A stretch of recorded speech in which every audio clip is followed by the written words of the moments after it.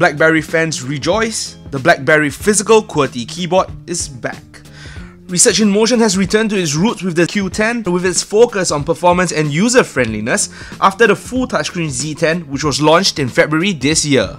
The star of the show is the QWERTY keyboard, which is as good as any that the Canadian company has ever produced. BlackBerry Bold users will have no issues getting used to texting or typing on it, and the keyboard provides a fantastically tactile experience. The Q10 also features neat keyboard shortcuts. Let's say you want to update your Facebook. There's no need to launch the Facebook app. On the home screen, just type the characters F and B, and the Q10 will predict that you want to update your Facebook status. This trick also works with Twitter and email.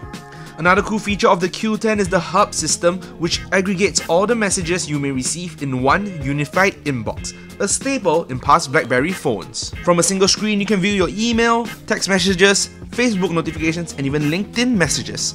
The Q10 runs on BlackBerry OS 10.1 and it felt smooth and well put together, a major improvement over BlackBerry OS 10, which was launched just 3 months ago. If you notice, there are no D-pads or arrow keys for navigation. Navigating around BlackBerry OS 10.1 is purely a touch experience. There isn't even a home button. To get to the home screen, one simply swipes from the bottom of the screen to the top of the screen. In the hand, the Q10 is built solidly and is of a comfortable size for one-handed use. The Canadian company says that the chassis is machined out of a piece of stainless steel for durability, and the phone does feel like it's of a high quality. The power button is located on the top of the smartphone, and a mini USB and mini HDMI port are on the left side of the phone.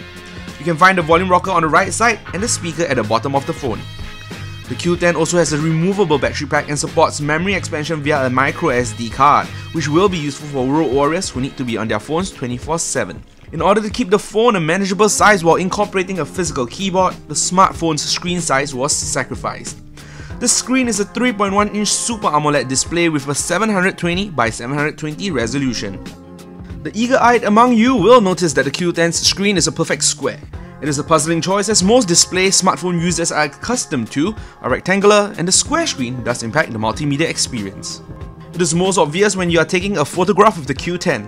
Square photos are odd these days unless you exclusively use Instagram. But therein lies a problem. Instagram is not available on the Q10 yet. A square screen's shortcomings also surface when it comes to watching video. The real estate is tiny as effectively, full screen mode is really just half a screen.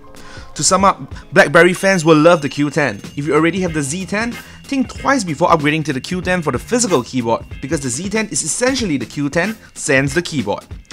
While a recent Reuters report said that the BlackBerry Q10 is selling well in Canada and the United Kingdom, we can only find out how enthusiastic smartphone users here are about it when it launches here end of May for $898 contract free. But we suspect that this isn't the game changer which will help RIM regain market share of the smartphone business.